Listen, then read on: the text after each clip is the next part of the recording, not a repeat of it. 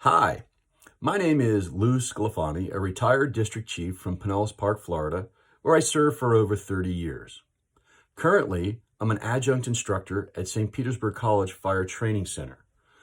Um, Before I go any further, I'd like to thank Clarion Events and Fire Engineering for allowing me to present at FDIC 2020. I'm really looking forward to it. Now, at the college, one of the classes I developed and deliver is a 40-hour aerial operations class. So what I've done is I've taken the best parts, bits and pieces of that class, whittled it down to about an hour and 45 minutes for my presentation at FDIC. Well, and I entitled this program called Aerial Apparatus, Their Tactical and Strategical Use, and Training Tips for the Truck Crew. I think the first thing we'll probably look at is the different types of aerials that are out there. Ladders, platforms, TDAs, water towers, mid-mounts, rear mounts, and even have a little bit of discussion on steel versus aluminum. Because we have to realize they're not all the same. They're all a little bit different. We have our allegiances to what we like, but there's no such thing as the perfect truck. And there's no such thing as a really bad truck either. Not today's environment anyways. So they all have some pros and cons. We'll look at the pros and cons, and we'll look at some of the operational differences. For example, operational difference. Let's talk about doing a rescue, elevated rescue up top out of a 4th or 5th story window with a ladder truck. Now, if you have a ladder or you have a platform, the positioning for those two devices is different.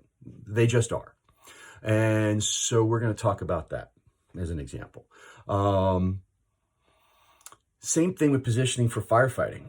Positioning for rescue is entirely different than positioning for firefighting, for a defensive op, flowing water. They're two different strategies, two different tactics. I call it positioning for objective. Whatever your objective is, window rescue, fire attack, that's what you position for. I think we can have some good discussion about a couple other issues. For example, stabilization issues. Can you park? Can you set up on the grass or not set up on the grass? Understand load capabilities. And a little bit of talk perhaps on emergency procedures, emergency EPU, emergency power lowering procedures, things like that. Now, thankfully, aerial failure is not as common as it used to be. But we're going to discuss the few that have occurred over the last 10, 15 years or so. Some of those were design and mechanical errors. Some of those were operator error. And I'm hoping that we can address those. Now, I do use a lot of pictures. I use a lot of videos in my class. I get a lot of feedback saying how good those were and it made the point. So we'll take that out of my program. We use plenty of that to help explain everything. Now, finally, you got to realize aerials are probably the biggest, baddest, most expensive, and perhaps most complex piece of equipment that the fire department not only uses on the fire ground, but we might be the most expensive and complex ones that we even own. So it's important that operators and the crews of that truck know their truck and know how best to use it.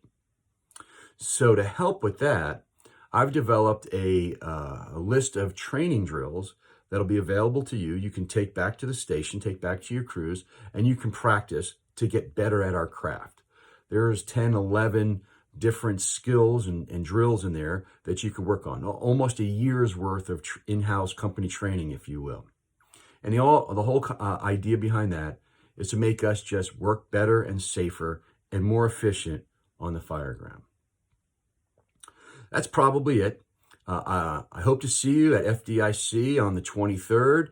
Until then, be safe, train hard. Thank you.